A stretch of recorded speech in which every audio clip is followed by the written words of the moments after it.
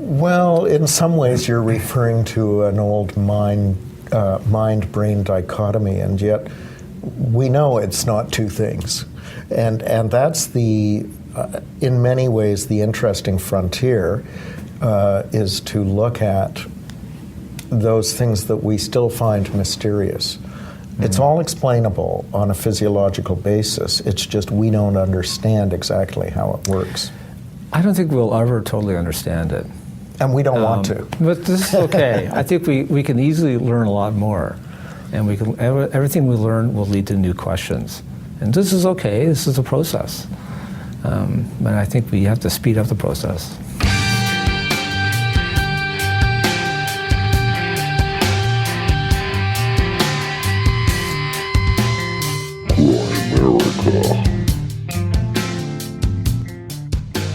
Is that he's really shown that the evolution of the mind seems to conform to ways pretty exactly often. Okay, guys, welcome back to the Grimerica show. We are going to be chatting with Carl J. Calleman a little bit later about his book, The Global Mind and the Rise of Civilization and the Quantum Evolution of Consciousness. It's a pretty fun one. Yeah, it's a gooder. But first, as always, Graham is an all-in believer in chemtrails. Dunlop, how's it going, buddy?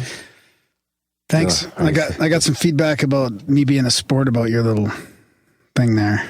Did you? Yeah. Is that what they called you, a sport? Being a good sport. There you go. I don't know if they said sport, but they meant it well.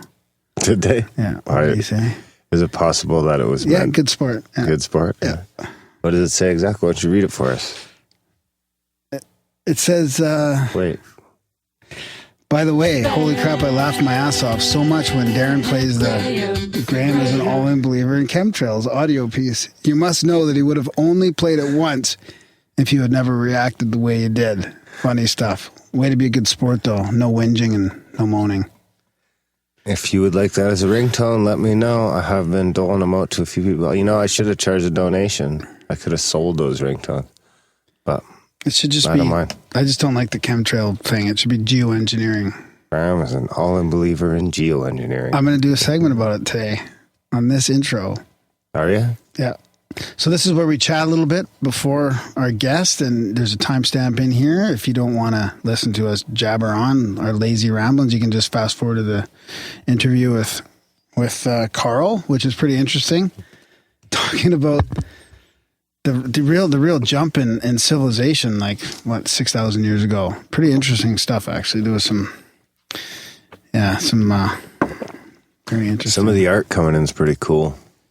The art for what? For him? Yeah. Oh, really? I do like that aspect of it that I can now watch. Now that there's actually quite a bit coming in, like I think there's 4 or 5 already. Oh, that's cool. Well, there was a dramatic change of culture way back then, like 5,100 years ago, and he thinks it's there was an evolution of consciousness, which is pretty interesting. Mm.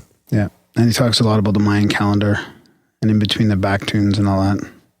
Baktunes? Baktun. Baktun. So there's good art coming out for this guy? Yeah, well, even last week there's some good art. Yeah. It's coming along. It's coming along nicely. So more people should hop on and it'll be great. Yeah. And then don't forget, you can, if you don't want to compete, you can just make art for the back catalog. Oh, yeah, there's a lot on the back catalog that need art. I want to post it on Instagram and stuff. Yeah, there's like 100 episodes. And so how do people can email nap, as in take a nap, nap@grimerica.com? That's right, NAP. So what's new? Not much, man. man. Play your clip you're all excited about? Or just get that. Do you want to just get right into that? I got some listener feedback and sort of some synchronicities, but yeah, Let's definitely want to do that first before we fucking get everyone to skip ahead. Okay. I feel like a lot of people skip ahead. No, I've got good feedback about the segment. Yeah. Hey, there's lots of geoengineering going on in the world right now. Okay. And then nobody's talking about it.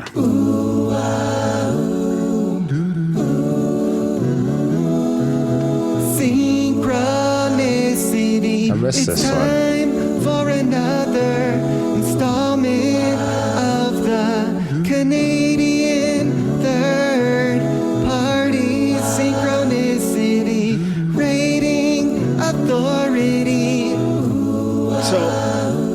So, Darren, these are both sort of synchros.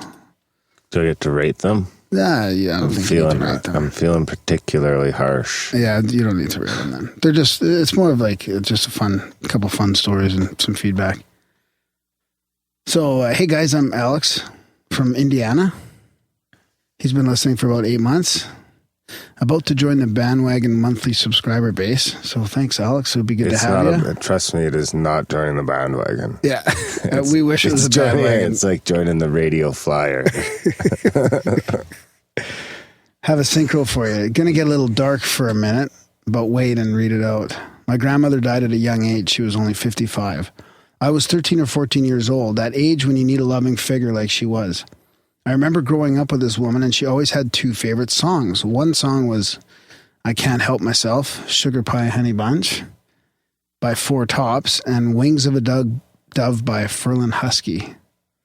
When she passed away in her home, the days leading up to her passing, I didn't quite get the grasp that she would no longer be there. I haven't dealt with death in my family until she passed. I remember asking her, what am I supposed to do without her being around anymore? She laughed and held my hand and told me to never worry, that she will always be there. I asked her how. She responded with, you'll see. A couple weeks later, she passed away in her home under the care from hospice. Long story long, to this very day, I hear those two songs regularly.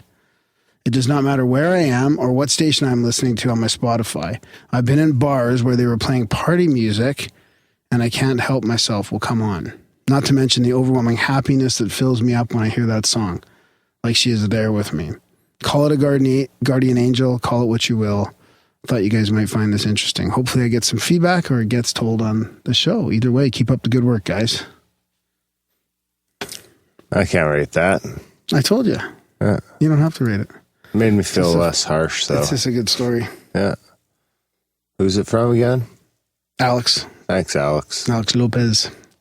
So my sister had, like, speaking of, relatives passing and stuff, my sister had a couple crazy dreams with my dad after he passed. Like, really? Where he took her, like, into the stars and stuff like that. Like, pretty intense, like, lucid sort of dreams where she really felt like he was speaking to her.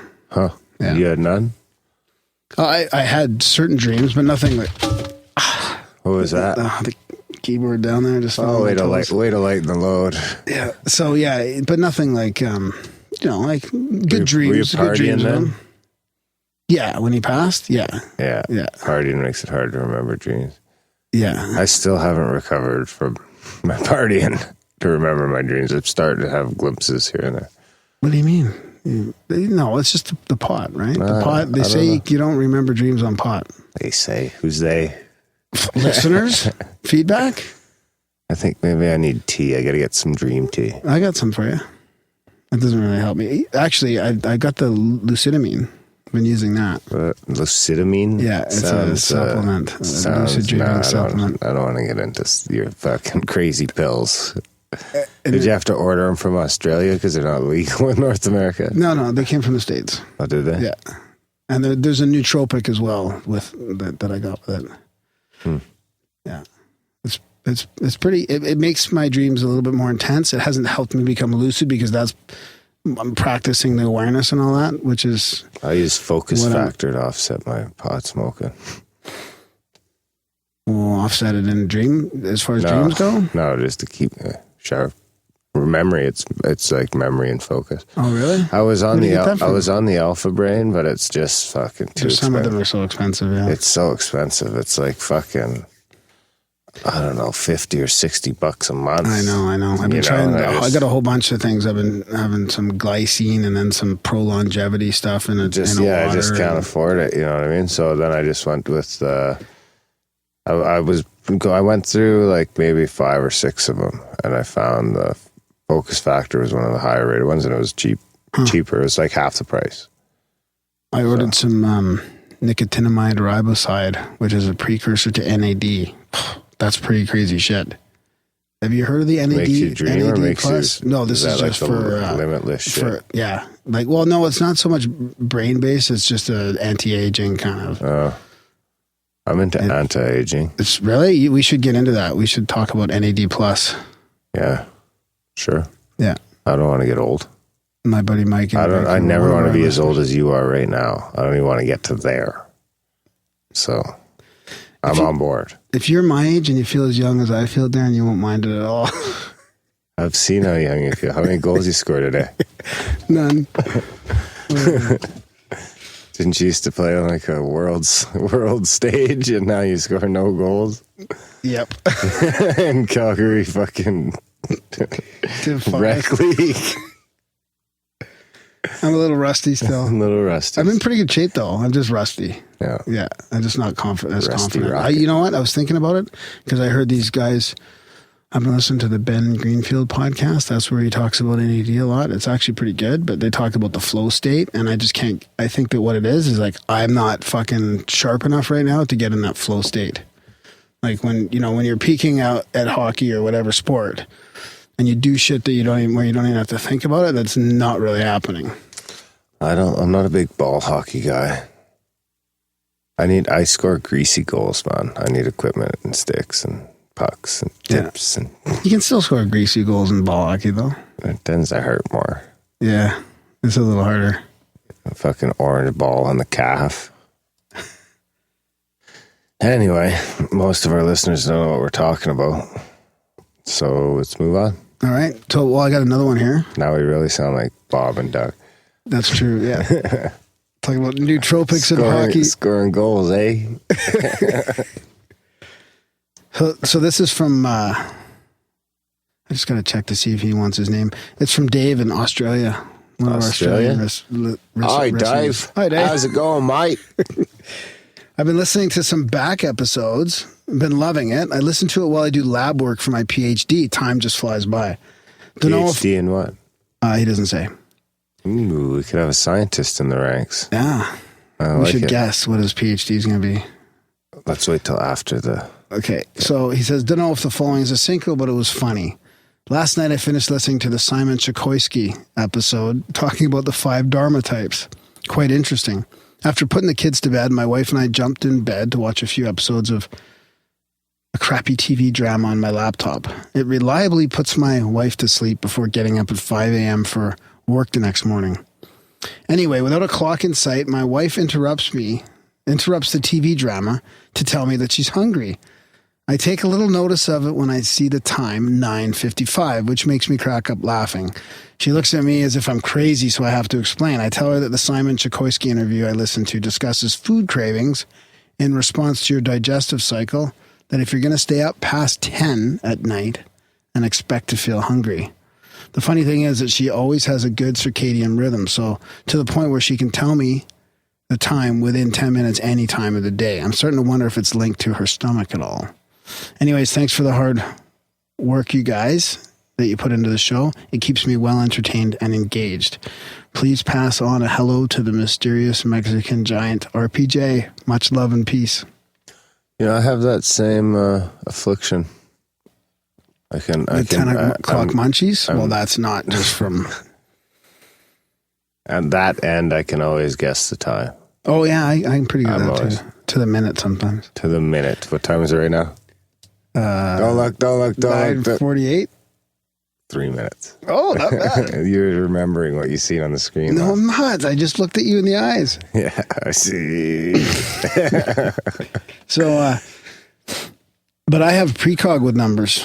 Do you? Yeah. 1, 2, 3, 4, 5, 6. 7. Oh, 7 was the one that happened to me today. It happens a lot listening to podcasts. I know what numbers people are going to say. It's not with words, it's just numbers. what am I going to say? 10,000. 77. That was my number today in hockey. Oh, that's nice. So Did you know I'm the that? psychic one. No, I didn't watch. What channel? That's pretty cool. What channel was it on? Try again. 33. 603. Yeah, you can't do it like that. It's got to be You don't coming in a trust me? sentence. No. Like, It has to be coming in a sentence. well, it's like I'm listening to something and I know what number they're That's going your to shitty say. fucking skill. You can precog the number. Like, my car has how many tires? It's 4. Like an X-Man.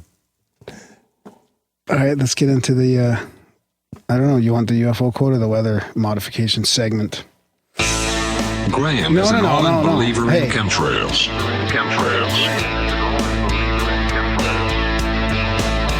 I'm just not even going to get upset anymore.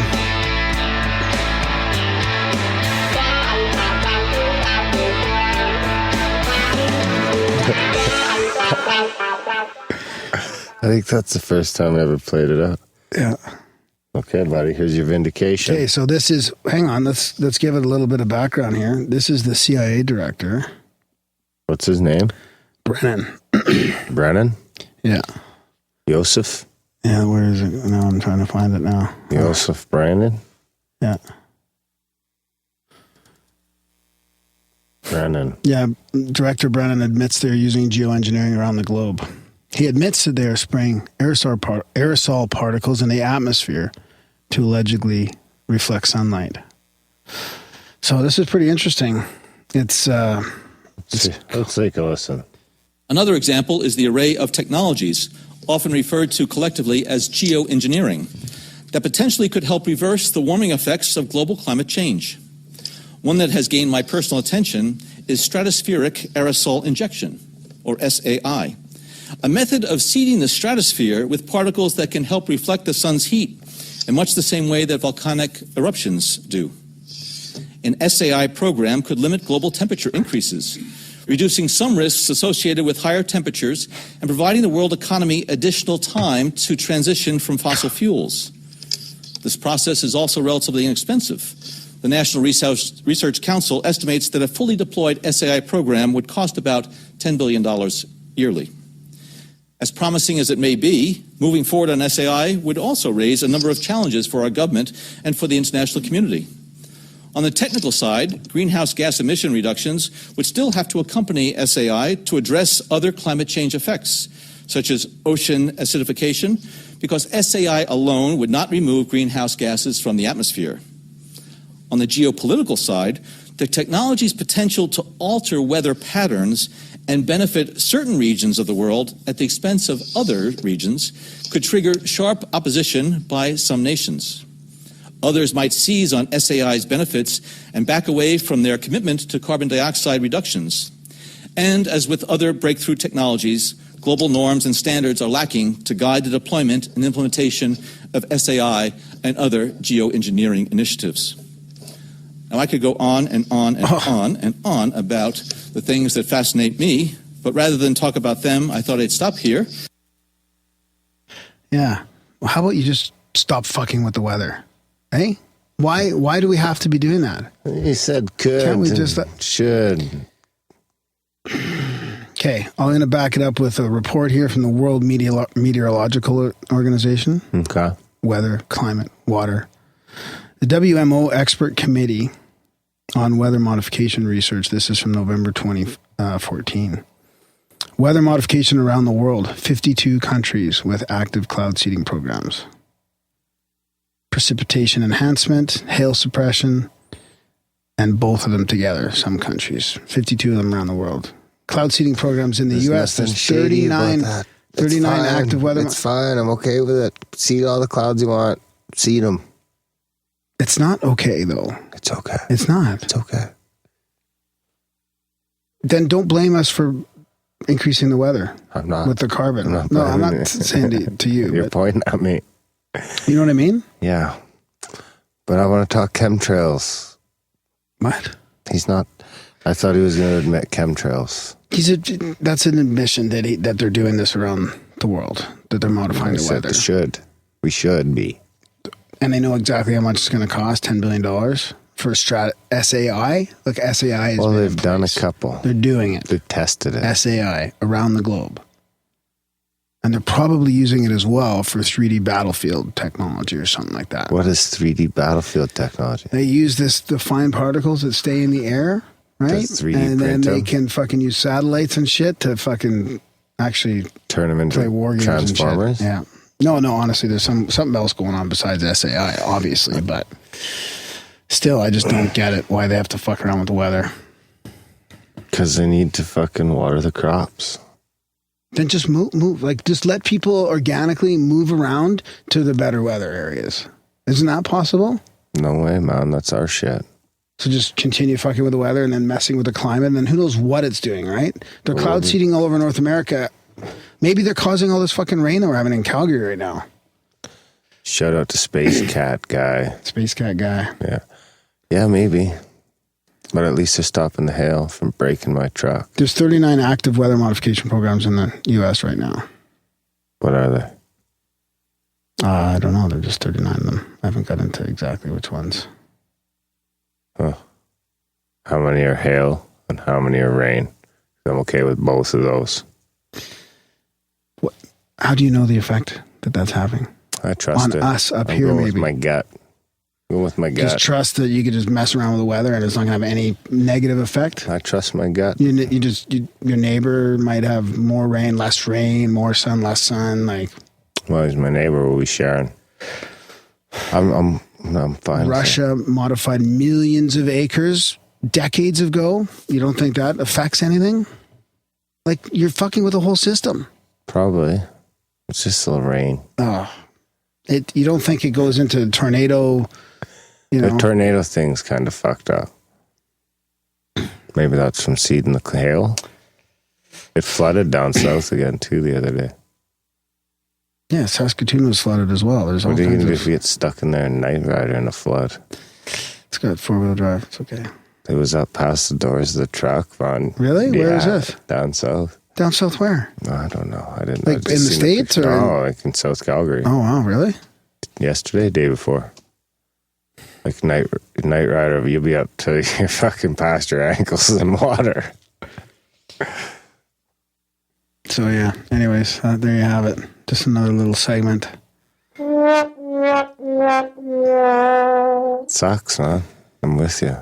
Good. Except the hail. I'm okay with the hail suppression. Yeah. Hail damage sucks, man. I don't think I'm good with it. You pay your deductible every time? You want to go pay a deductible once a year on Night Rider?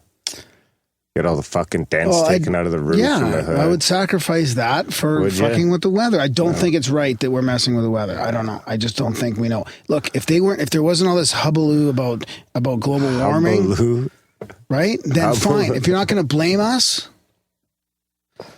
if you're not going to charge me a carbon tax, then fine. But if you're going to blame us, that the weather's actually hotter than it was 11,000 years ago when we were under a mile of ice here. It just annoys me. We should run for office. What? We should run for office. We should? Yeah. I'll run. You can run my campaign. No, maybe you should run. You're a little older. No, I don't want to. Okay. This is like the most political I want to get.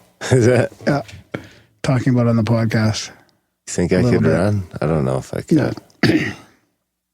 It'd probably tear me down with some political ad campaign, but I could maybe get mayor. I figure they could probably dig up dirt on you, like, no problem. Like, oh, you've lost your license so many times, you've gotten so many accidents. There's a lot of. You did a podcast on mushrooms. Like, I mean, that would do it right there. Allegedly. Allegedly. Yeah, I think I could get mayor. If I at least start with the town council, then maybe shoot for mayor in a few years. Good luck. That'd be the worst job ever. I would just hate it.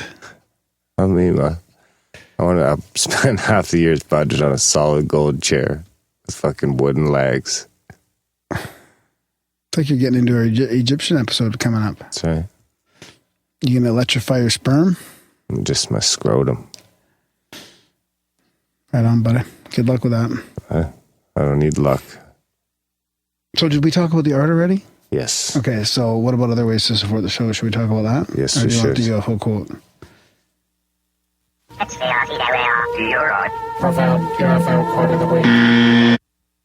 I want support. You want to talk about the support? Yeah. Okay. You do it this time. Well, we have monthly expenses here. We don't have ads, no portals, nothing like that, no breaks. You can just listen to the show for free. All our back catalog is free. There's no paywalls. So we want to thank everybody for helping out, the monthly subscribers. And we want more. We want more. Well, it would be nice to get some more bills paid for. Yeah. It does cost us more than we More thought. subscribers. And there's T-shirts available as well. And you can donate whatever you want. What else? Art, Newsletter. music, jingles, stories, all that stuff helps. Feedback. Graham. I feel like with Graham hasn't been getting enough spam lately. I'd like to turn that up. Yeah, turn up the spam volume. Sure. Turn up the spam volume from 2 to 12. Everybody right now, stop what you're doing. Seriously, stop. And spam Graham. Garham at Grimerica.com. Not how Darren says it. Graham. Like the cracker. Graham cracker? All right, so How do are you you say canceling the UFO quote of the week or? No. Darren and Graham are going deep. It's a profound UFO quote of the week. All right, can I speak over this? Words to ponder and critique. During my long investigation of these strange objects, I have seen many reports verified by Air Force intelligence, detailed accounts by Air Force pilots, radar operators, and other trained observers proving the UFOs are high-speed craft superior to anything built on Earth. That was U.S. Major Donald Kehoe. Kehoe? Yeah. I used to know a cop named Kehoe. Yeah. You too? No. Oh. Didn't say that's a synchro. Would have given it a 10. What else do we got here? I think that's about it, buddy. That's it? Yeah. No, it can't be it. Mm-hmm. It's too not long enough. Yeah, it's long. It's plenty long. All right, guys. Thanks for supporting and listening. Yeah. And enjoy the chat with Carl, Jay. Calleman. And yeah, who's up next week? Dr. Carmen Bolter's coming out. Ooh, video. Hopefully. And then also another Egypt episode. So a couple back-to-back on sort of pyramids and Egypt stuff. Then we have James Ernest Brown coming out after that. Oh, yeah. Who do we interview next week? Ethan Indigo? Yep. Sweet. All right, guys. Enjoy the interview.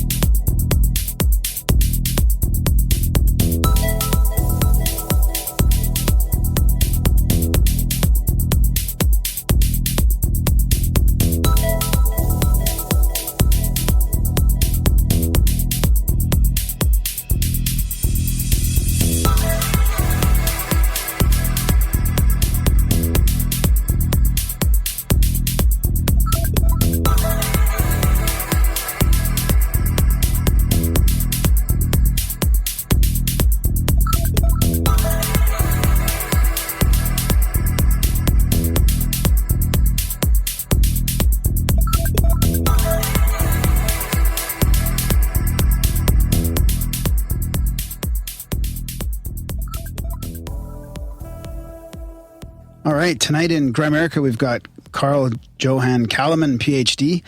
He's got an interesting book here. I got it in front of me, The Global Mind and the Rise of Civilization. And the subtitle is The Quantum Evolution of Consciousness. Now, Carl's he's got a PhD in physical biology from the University of Stockholm, and he's a leading expert on the Mayan calendar. And he's authored a couple other books previous, and he's also, this book that we're going to be talking about mainly is part of a trilogy that's coming up as well. His previous books were The Mayan Calendar and the Transformation of Consciousness and The Purposeful Universe. So really fascinating work here. Carl, it's good to have you on the show. Thanks for coming on. Oh, thank you. I'm so happy to be on your show. Yeah. It's very interesting. I was just going to give a shout out to the Inner Traditions folks for hooking us up. Inner Traditions, yeah. Sending us a book. Yeah, it seems like it's been a while since we've done an Inner Traditions interview. Yeah. So, I see. So, Carl, I thought we'd start by maybe talking about how this book is part of a larger collection that you're working on. Do you think that's a good place to start? Oh, yeah, sure. It makes sense. I've written a couple of books and also a few others than the ones that you mentioned, but these are the books that have been published by Inner Traditions. Okay, yeah. And somehow they're always, you shouldn't say that they are about the Mayan calendar, but the Mayan calendar exists there as some kind of an underlying or informative structure that plays a sort of a background role in the stories, you might say, I'm weaving, or the historical conclusions that I'm talking about in these books. And you might divide my books then into a couple of books that were written before what I refer to as the big shift in the Mayan calendar, which happened in 2011. Mm-hmm. And then there is also a couple of books that are now sort of either being published or in the pipeline, which is after that particular shift. Because to some extent, that shift, I would say, at least for me, it opened up some kind of a new perspectives, new openings, a new wholeness or a new globality in my way of looking at things. And so I came to realize that after this shift, I had material enough to make a trilogy that would form a whole 3 books. And this particular one, the first one that's now been published by Inner Traditions, it's called The Global Mind and the Rise of Civilization. And Rise of Civilization here really refers to the original rise of civilization. So it's really a book about the past. But it's studying the past, the way I look upon it, is like a preparation for understanding where we are now in this big evolutionary scheme. And so what will be coming next in December is another book that is called the Ninth Wave of Creation. And that's really is something that's leading up to. It sort of starts with this ideas about the past, and it leads up to where we are now in the evolution of humankind. And so it's much more, you might say, time-sensitive material. And then comes a third book, which is really about how do we, I think so, it's about altered states of consciousness, and it's very much related to these 2 books, because the way I look upon history is that history is like a progression of different states of consciousness, or different states of mind, you might say. And then that, of course, raises the question, is there anything we can do about that, or is it everything determined? And that's something I feel I will need to write a third book about, that I haven't really, I've only started very briefly on working with that. But the other 2 are the first one is published, the other one is coming in December, and so that's sort of my it's my trilogy here is a way of making sense of the shift in the Mayan calendar that we went through recently. Yeah, and the shift that you went through was actually in 2011, right? Not 2012? Yes.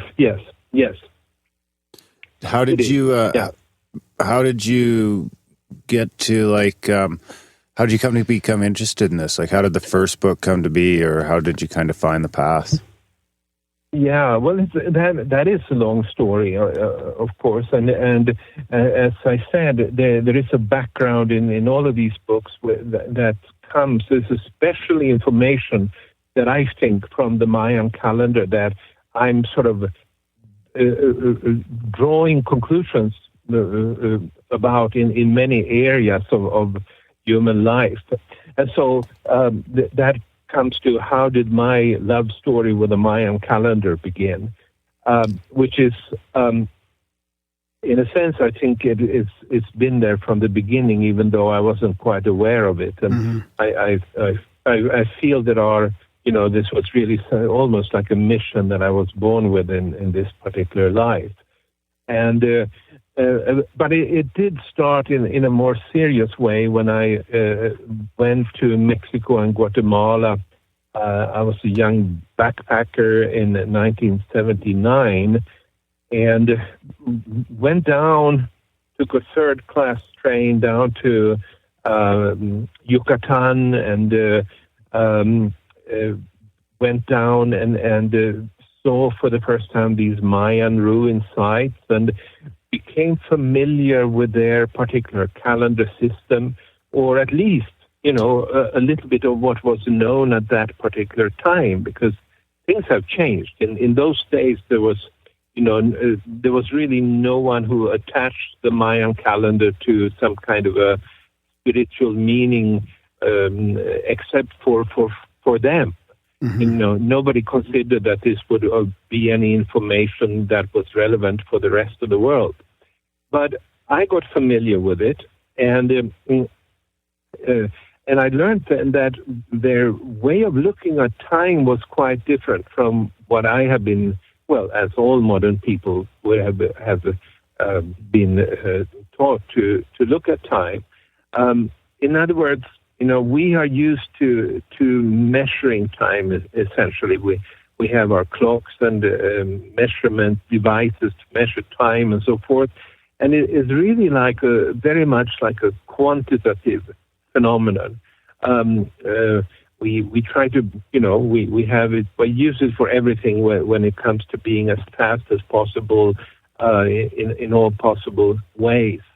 But to the Maya, it became clear to me that to them, that was not what time was about. To them, it was like more a qualitative phenomenon, so that there were time periods that would be symbolized by, for instance, glyphs, these kind of mysterious symbols that they would use to describe their calendar periods, or they would be associating with them with numbers, or they would be associating with them with gods. And what they meant then was that a particular time period that they what they would define would be characterized by these qualities, like spiritual qualities associated with a god would also be associated with a particular time period. The time was just a completely different thing. It was not about measuring how fast things go or keeping track of time in that usual sense we do, but more about learning what is the quality of the time.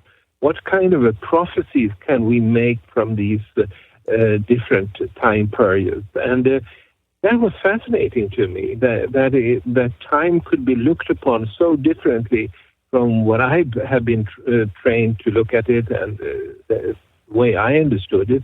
And it stayed with me. It became an enigma. What does this mean? And unlike the archaeologists that I came in contact with it to some extent down there in Mexico and Guatemala, I didn't dismiss their view. I thought felt there's absolutely some truth to how they perceive time, and that became the beginning of my quest for understanding what it was all about.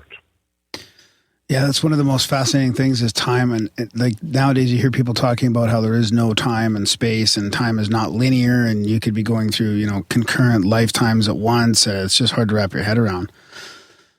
Or it's an illusion. Yeah, or time is an illusion, yeah.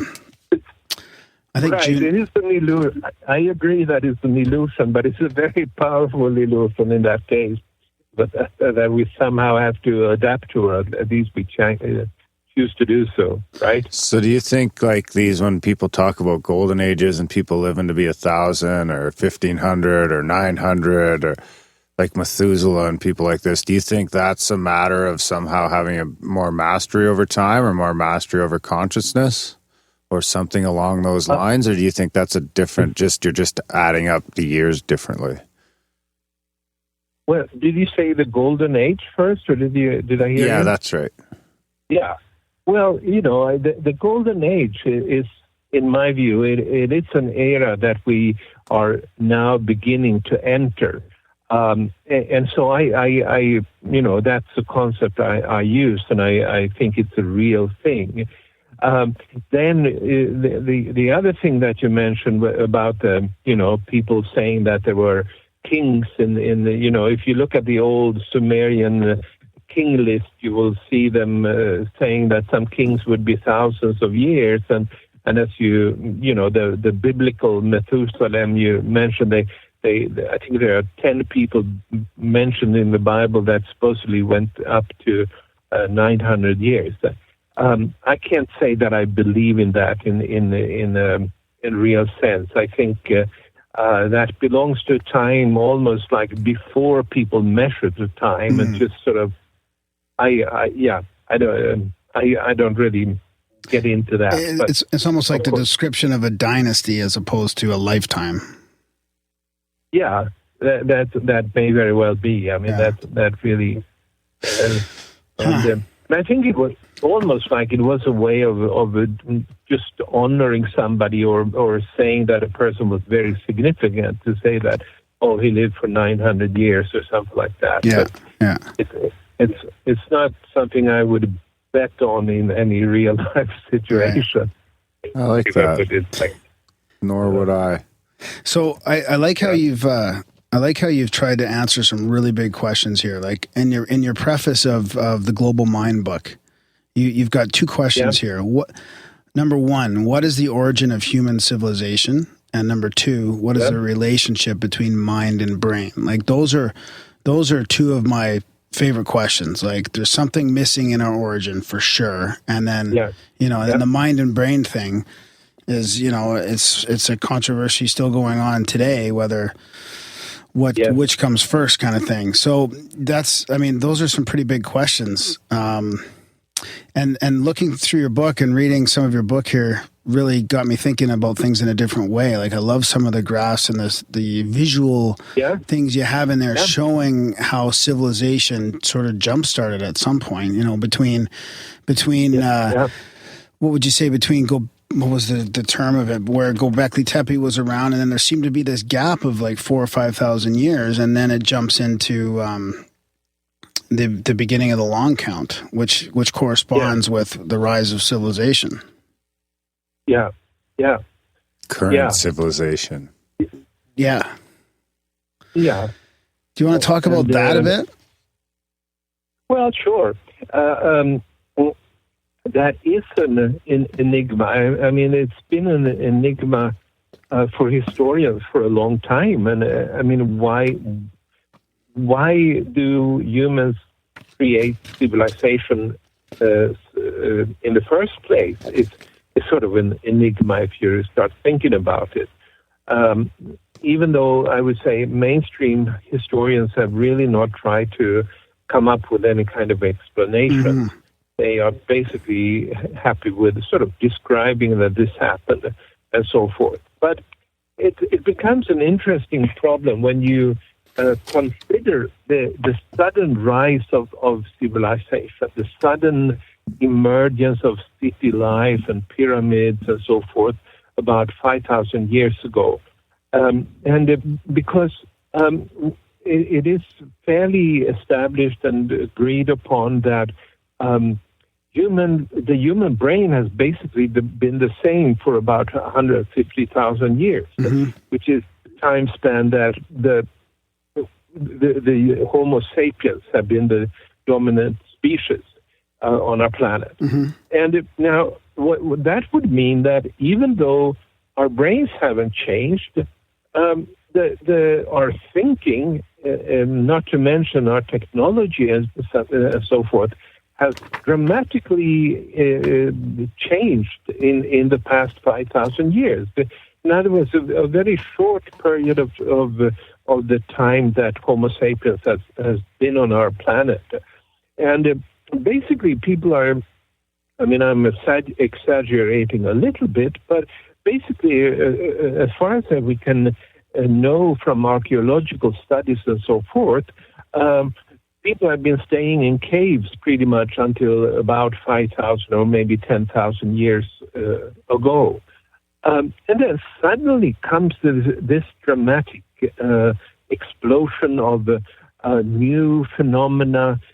People start to create monarchies, people start to build pyramids, people start to build cities, use metals, they start to use calendars, they start to write, and many other things.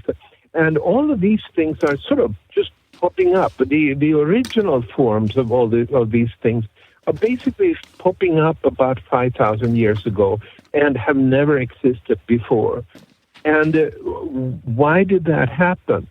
And there outside of the mainstream of history, there has been other groups, sort of, you might say, alternative historians that have come up with other kind of, or who has realized the dilemma and tried to fill the gap and to come up with explanations as to what might have happened that caused this sudden rise in civilization.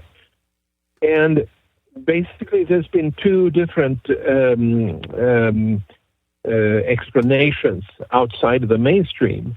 One is ancient alien theory, which has been immensely popular, and you might say Erich von Däniken started this in 1968, and basically saying that humans did not create this civilization 5,000 years just on their own. They were helped. There came people from other planets or from space or whatever, who told them essentially how to build pyramids and do all these kind of things that we now call civilization. So that's one thing. And then there's the other quite popular theory, which is that at one point, at some distant point in the past, there was some kind of high civilization already existing on our planet. And usually it's referred to as Atlantis or something like that. And so in that theory, the idea, I think, seems to be that people from that lost civilization about 5,000 years ago starts to tell people about the knowledge they used to have. And so people all over the world are starting to create these kind of civilizations. So those are, I would say, the main theories that have been around. And I'm coming here with a third alternative, you might say, which is that what happened around 5,000 years ago was a downloading of a new mind. Even if people still have the same brains, the mind is not something that our brains are creating. The mind that we have is really something that ultimately comes from the cosmic center and is sort of broadcast around the whole universe in the form of waves. And what happened 5,000 years ago then, when civilization started, was that these waves reached our own planet, and the planet sort of mediated, became a relay for the information in these waves. And what happened then was that people started to create resonance with these waves, and as that happened, their minds were altered. They got, in a sense, they really got, for the first time, got a true mind. And as that happened, they started to see reality in a completely different way, and they started to recreate a reality outside of themselves that was consistent with how they saw reality. So in this way of looking at things, the mind is really, changes in the mind is really what is primary to anything human beings is developed technologically or spiritually or anything like that for that matter. So our minds become somewhat of receivers, or our brains, I should say, I'm sorry. Our brains become somewhat of a receiver from actually a cosmic mind, but I have focused here on the global mind, which is just one step in the transmission of information from the cosmic center to ourselves. And so in this way, there is a connection here between both the mind-brain relationship and the rise of civilization. And by connecting it this way, which fits very well with how many ancient civilizations themselves would describe the changes that they went through at the time. Like then I'm proposing solutions to both the mind-brain relationship and the origin of civilization. Yeah, and it happens to line up with the start of the long count calendar, right? So are you saying then that you think that we were going through a special spot in our galaxy or universe, and it's sort of like actually at a cosmic level then? Well, I think that, it certainly is. I'm not sure that I think we went through a special spot in the universe, but I do feel that there were new waves that were coming into the Earth and mediated to the Earth, and these new waves we downloaded. It may be as you're suggesting, or it may be in some other way, but it is very much linked to the waves that are coming in, and we were not able to receive them previously. Whatever. Yeah. Have you ever thought about that development happening through psychedelics, through plant ingestion or mushrooms or anything like that? That's really what I'm thinking about for the third book in this trilogy. My view may be a little bit. I mean, there have been people like Terence McKenna who suggested that the use of psychedelics was the origin of much of civilization. And Graham Hancock says something a little bit similar, pointing to how you can see more or less psychedelic visions being painted on the cave paintings in France that are about 40,000 years and so forth. I have a little bit different take on it. I would say that the use of mushrooms or psychedelics is more like a expansion of consciousness, or it's whereas the mind that I'm talking about is really something that limits consciousness. It's something that our mind is something that separates, and in terms of, I would say that it was the downloading of the mind that created civilization. And the reason is that the mind that separates, it is really what gives us the intellectual ability to create technology, etc., etc. It's the separating abilities of the mind that creates that. And so I don't think that psychedelics can create, has that ability to discernment, to separate, mentally speaking. I would say psychedelics is the opposite to that. It's more an opening to an expansion of consciousness, to taking away the filters, taking away the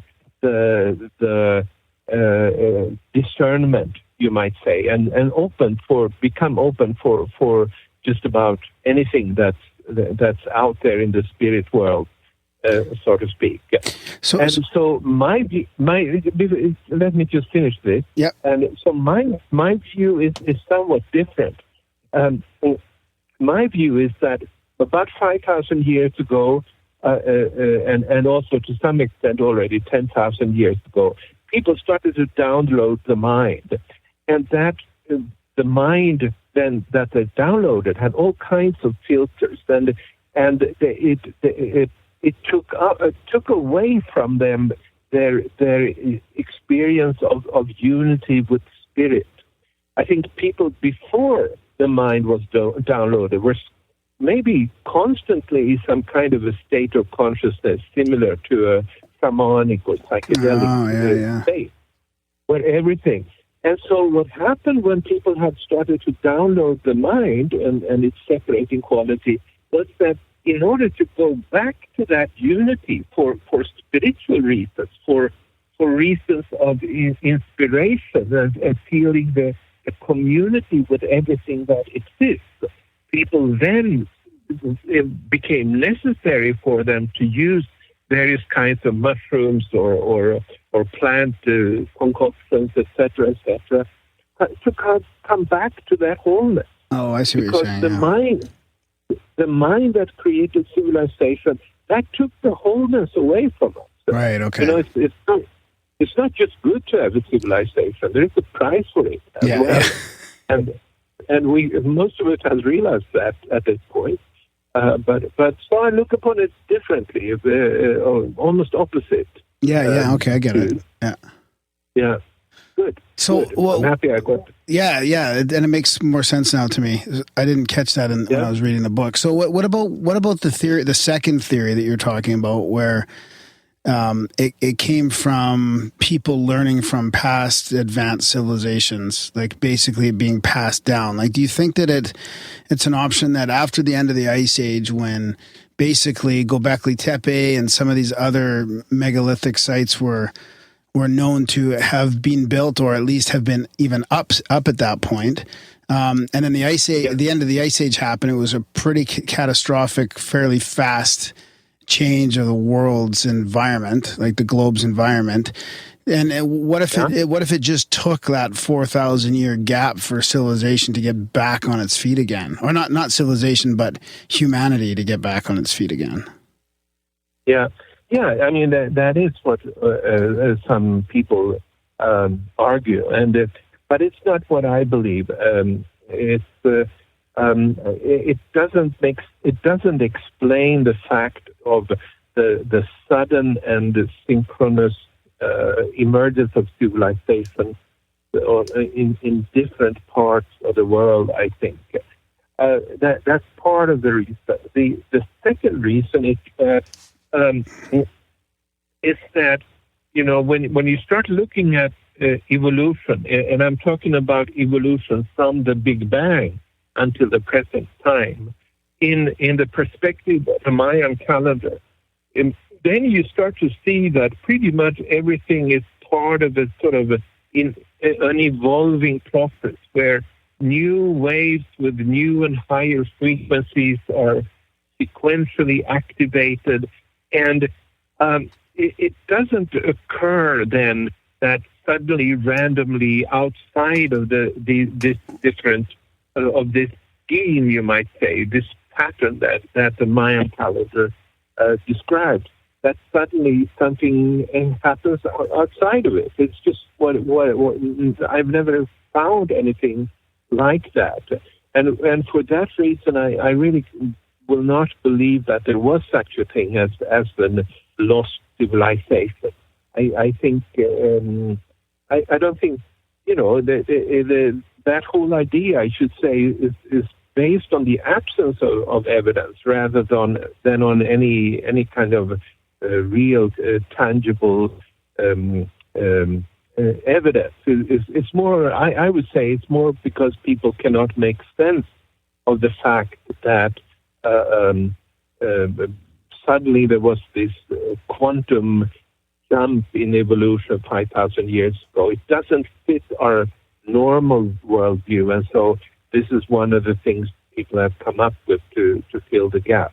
But it's not something I believe in. That's all I can say. And as you know, there's a lot of spokespeople for this particular thing, this particular idea, but nobody has ever come up with this, like showing any kind of object that indisputably can be assigned to Atlantis or anything like that.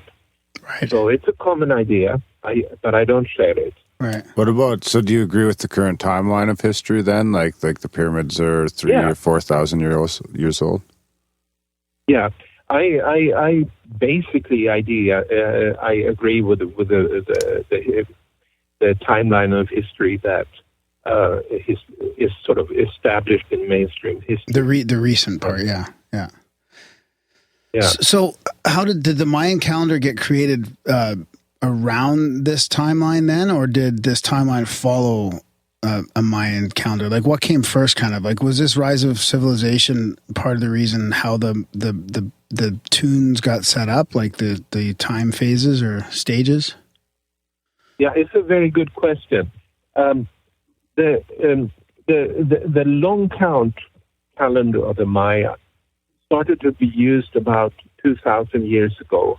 I think the oldest inscription is about 34 BC or something like that. So it's actually a long time then after this rise of the original rise of civilization 5,000 years ago. So you may wonder then, how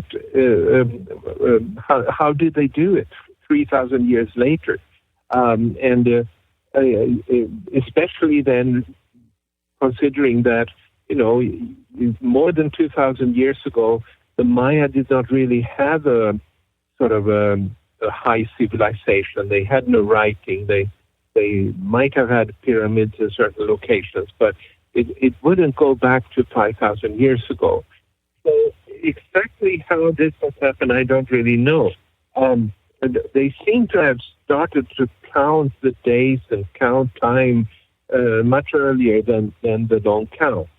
But and they seem to have started to experience the shifting qualities of the days earlier than 2,000 years ago. But so there's a gap here in what I can explain, or I think what anyone can explain. But an interesting thing is you find the same gap essentially when you start to look at the yugas of the Hindu system of calendars, because they basically also place the beginning of their Kali Yuga almost exactly at the long count. It's about 100 years difference, I think, between when the Kali Yuga began and the long count began. And you have the same question there. Why did they put the beginning of their calendrical system at that particular time? And they seem to have known it. They seem to have been, I would say, so much in resonance with this kind of the wave movement of creation, if you like, that they were able to put a fairly exact date on when this all started. But it is, I would agree here that there is a gap. There is something to be understood, and that's all I can say.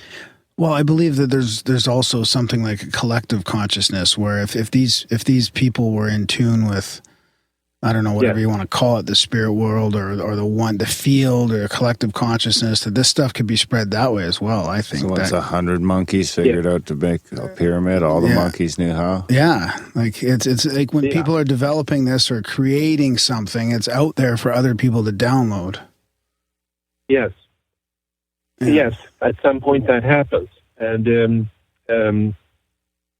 there should have been, according to the model that I described in this book, there should have been an experience of anyone living 5,000 years ago or 5,130 years ago, of a dramatic change in consciousness. And it's just, actually the Sumerians talk about the civilization beginning at that particular time. And I think, the Egyptians, they say that time was a creation by the gods that began. Their civilization was created 5,100 years ago, and they talked about that as a creation by the gods. In other words, they experienced a shift in consciousness that was coming from a divine source, I would call it. And so it's not too far-fetched to think that, that particular event was such a big shift in when people started to download this rational mind for the first time, that it was such a big shift that people started to counting the days in relationship to it. And certainly the Maya do have a description of what happened at that particular time, and that's a description that really makes a lot of sense to me, at least. It was a change in the mind, a new state of mind emerged. And once that state of mind emerged, people would start to approach things rationally. And one of the things that they could approach rationally would then be timekeeping and counting the days, and et cetera, et cetera. Do you think this is the shift that we're going through now? Then is the next wave? So I guess that's what you're getting at, right? No, I'm not really saying that it's the new wave. Or yes and no. This book talks about only two different long-term waves of the Mayan calendar: the fifth wave and the sixth wave.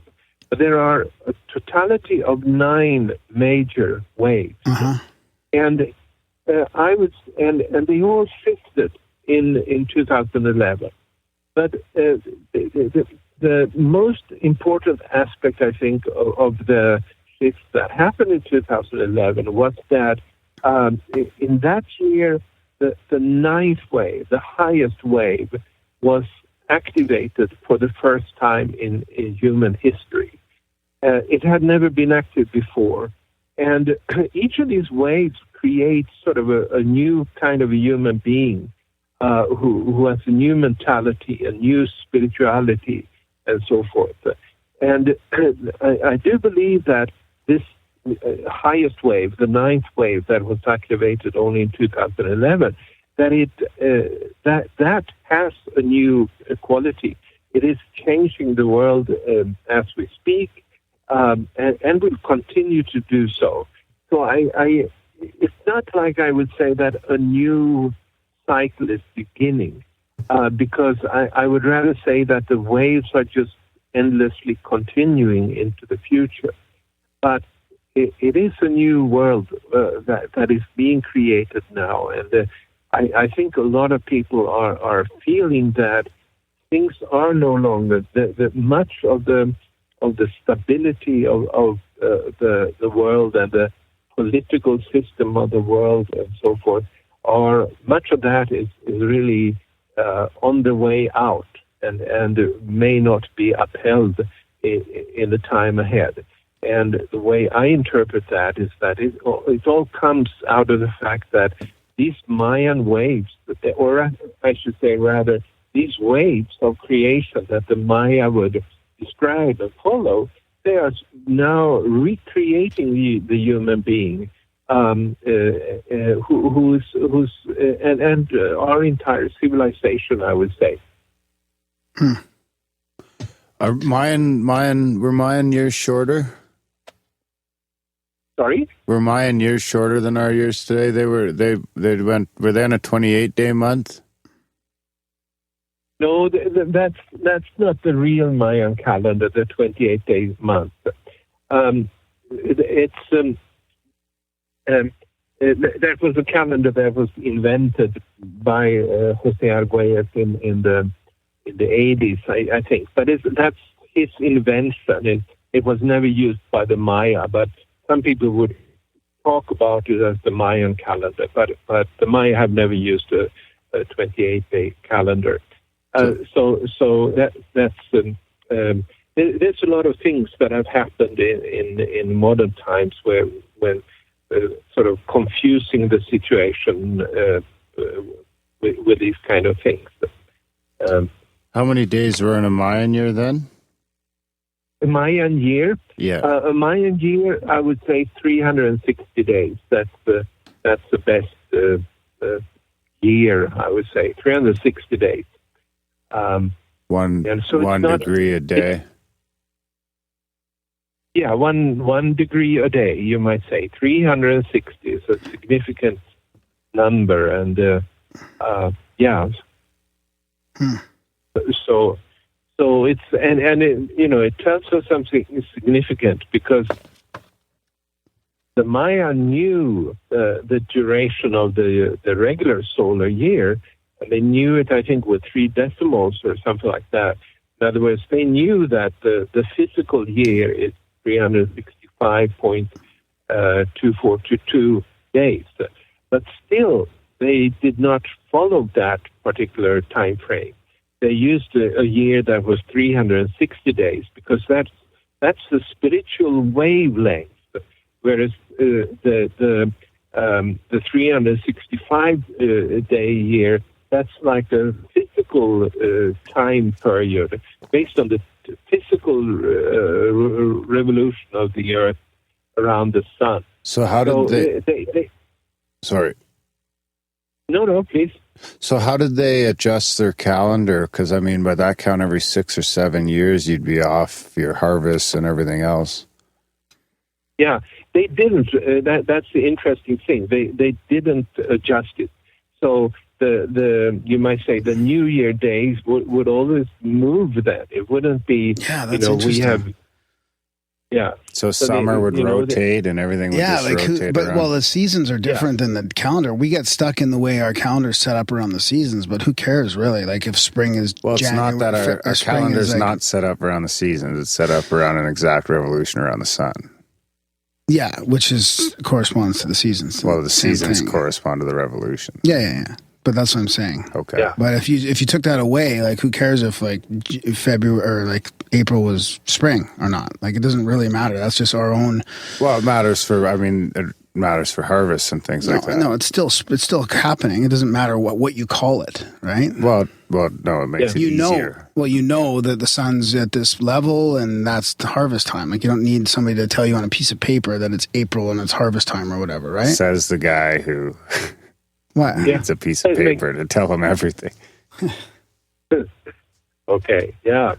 Well, I am a gardener and I plant, but I don't really necessarily look at the date in the calendar to find out when it's time to plant. But whereabouts are you located? I'm located in New Mexico, in northern New Mexico. Yeah, see, like here in Calgary, we have a rule like you never plant till after May long. Yeah. Because it can always even though May long goes back and forth, like because it's not static. Only by a week or so. Is it by a week or so? That's it. Yeah. Huh. Yeah. So sorry, I interrupted you there, but you were talking about what were you talking about? The calendar, the way they measure the calendar, I guess. Yeah. No, I don't think I was interrupted. I was just making the point that they didn't have a New Year, and that's right. So there isn't even any months. What's that? So they didn't even really have months then. It was just like after day 360 was day 361. Yeah, but it was more than that though, because they, if you want to go deeper into it, the time was divided on another basis. I started by talking about this a little bit and saying that their concept of time was different from ours. Ours are built on material phenomenon. We're measurable. We measure using measurable time, and whereas theirs were based on the qualities of time. And so they had if you want to know how they lived,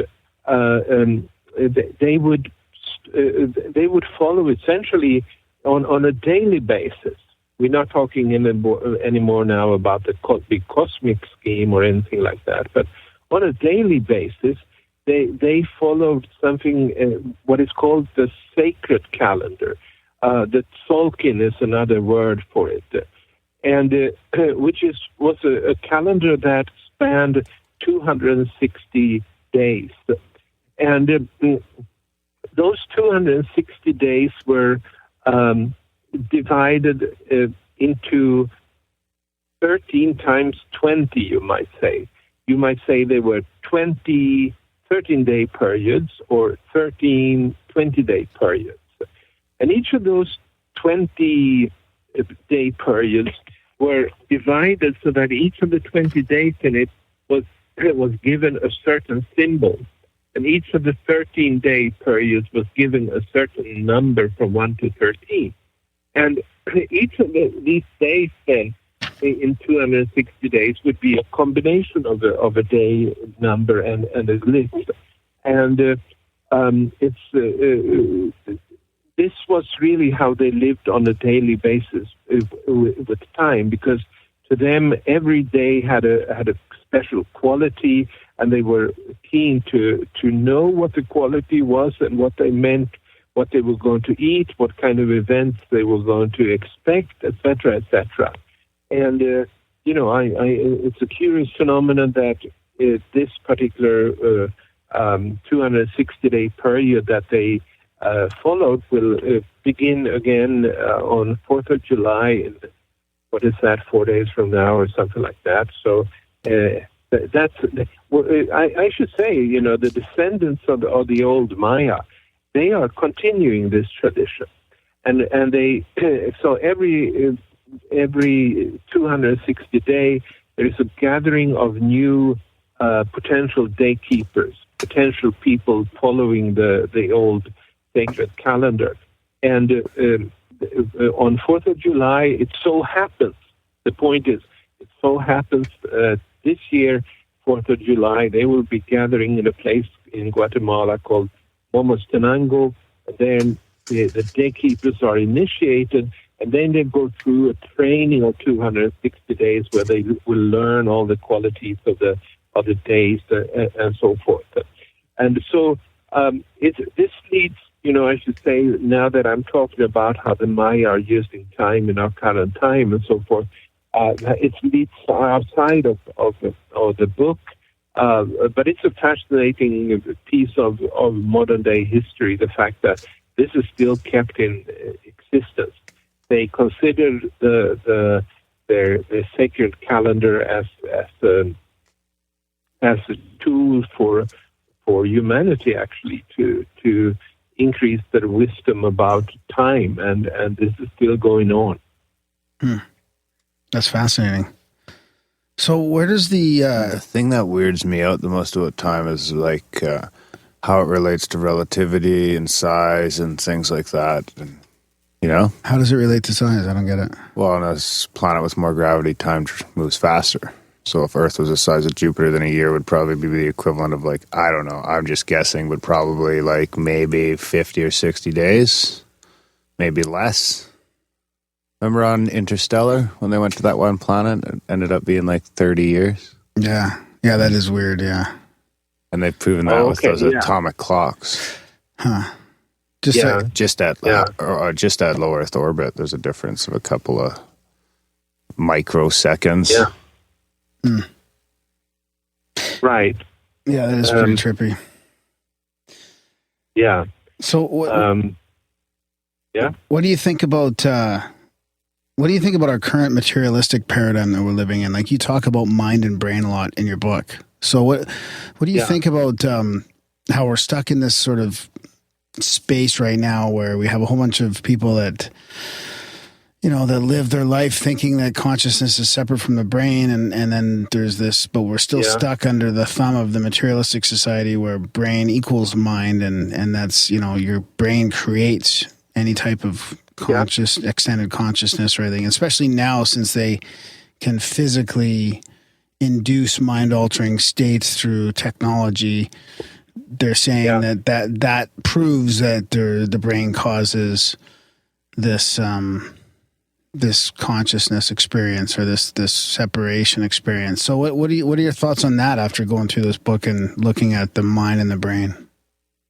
Yeah, I don't think it's right. I think they have it all wrong in thinking that the mind or consciousness is a product of the brain. One simple argument, and it's not a complete argument, but it's this fascinating thing that they've done all these surgical procedures on children that have had seizures, and one way of dealing with those kind of seizures is to take out half the brain. It's called hemispherectomy. And it's a very well documented surgical procedure. And what is maybe surprising, and it really was surprising when I first heard about it, is that these kids whose half brain is just literally taken out, they do perfectly fine, mentally speaking, and in all respects. So for some reason, half brain doesn't mean anything, or it's not crucial for our functioning. But it's I don't want to go into the further arguments in this brain-mind discussion, because I feel that what this book has done is that he's really shown that the evolution of the mind seems to conform to waves pretty exactly often. And meaning that the mind must then really be a product of something else than just the brain, which has been the same for basically 150,000 years. But I think what I'd like to do is the last thing I'd like to go into here is rather than sort of go into the argument of which one is right when it comes to the mind-brain relationship, is to look at the consequences of this, what you talk about as the materialist paradigm, and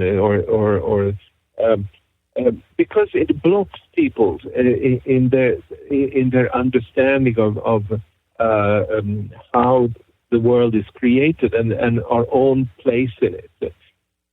What I mean by that is that the way I look upon it is that there is a divine source at the center of the universe that is broadcasting these different waves of creating new mentalities and so forth.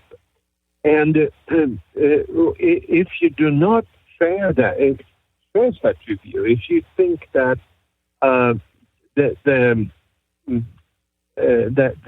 your mind is a creation of your brain, then there wouldn't be any kind of synchronicities. Then there wouldn't be any kind of 100 monkeys effect. Then people would not change their thinking simultaneously and creating inventions simultaneously, etc., etc. And it also blocks people's awareness to the extent that they are able to change. In the following sense, I mentioned earlier here that since a couple of years, since 5 years back, a new wave has been activated that brings a new kind of a consciousness to humanity. Not that everyone, I would say only a relatively small minority has began to download it. But that new wave is now downloadable. It can be accessed. And that, I believe, is really to do so, is really to become part of the destiny of humanity. Because that is the sort of the unity consciousness. It's a mind that doesn't separate. It's the unity consciousness that becomes downloadable with this new wave.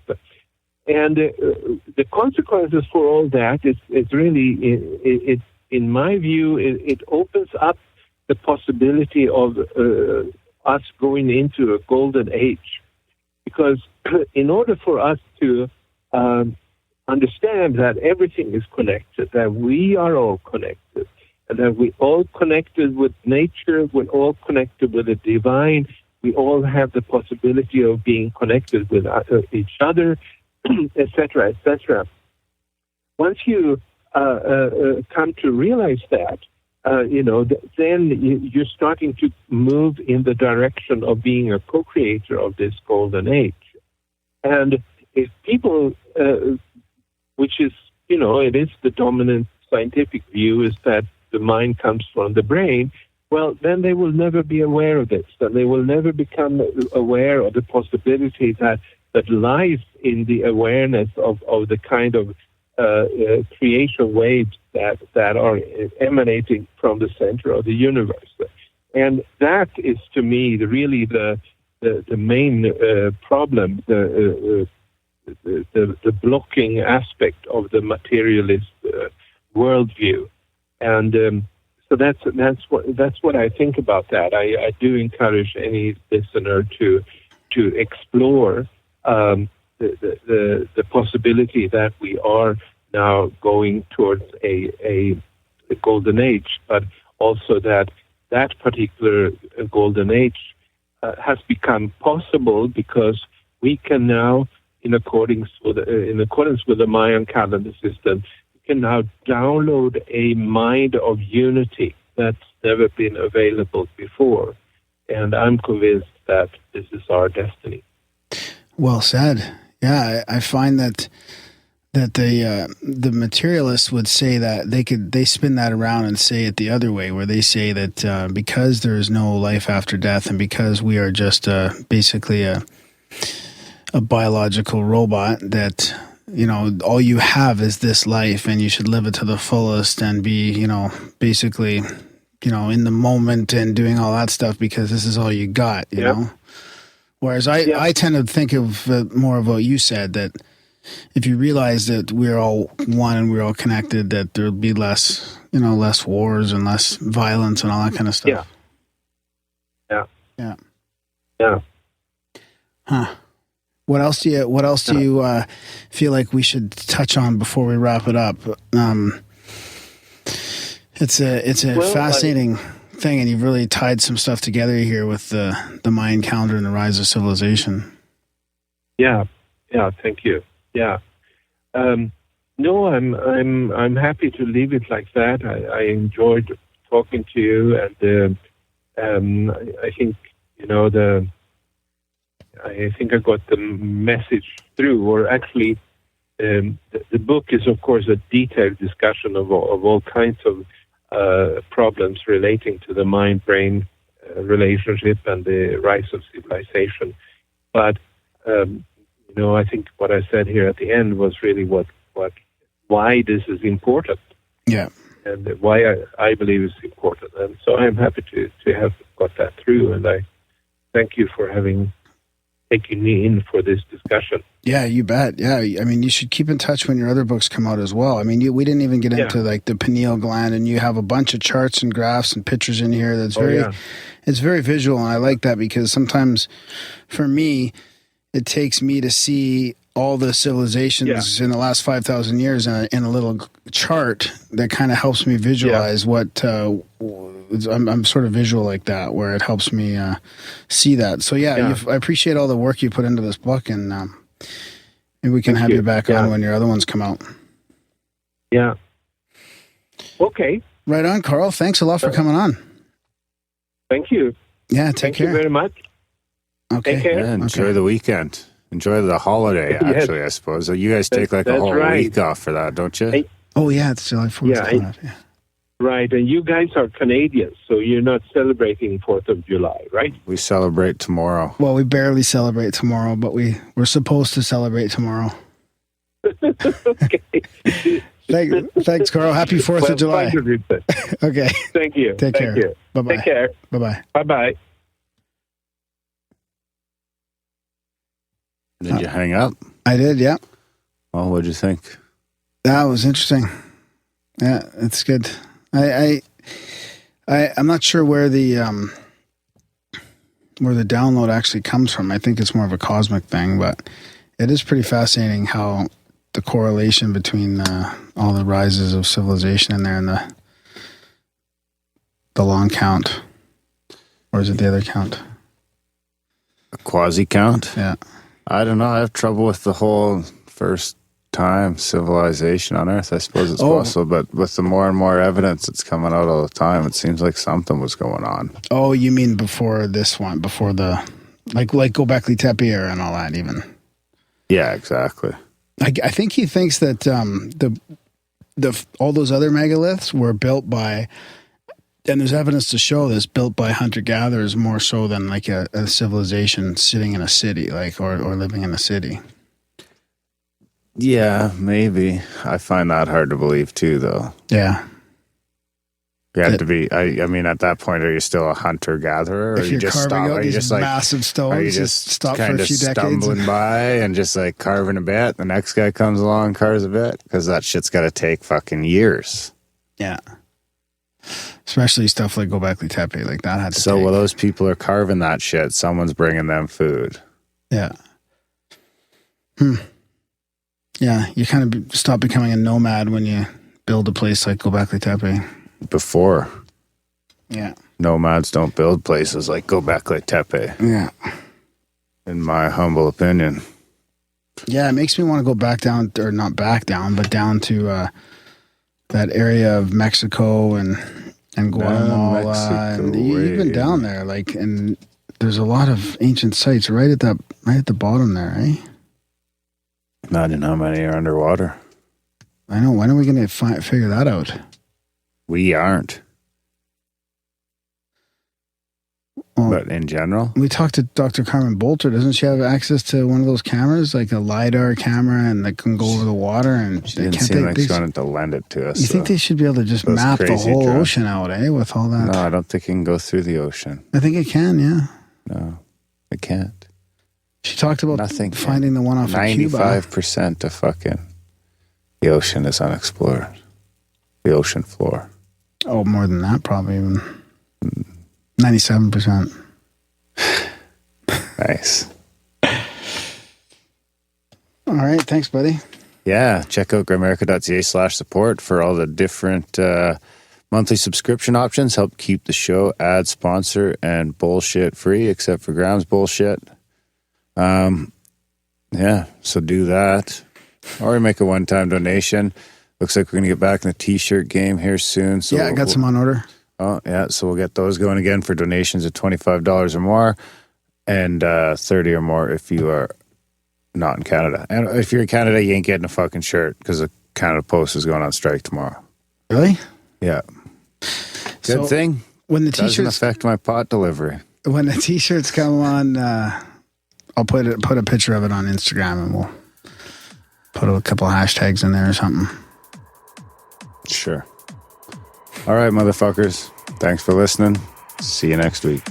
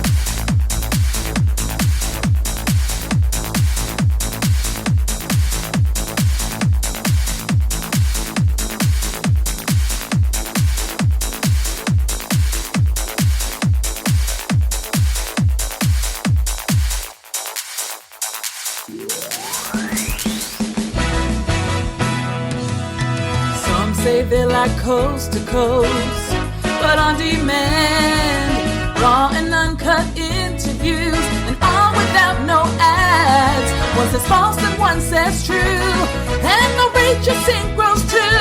Grimerica is here for you. Stories from the listeners they sent to Graham.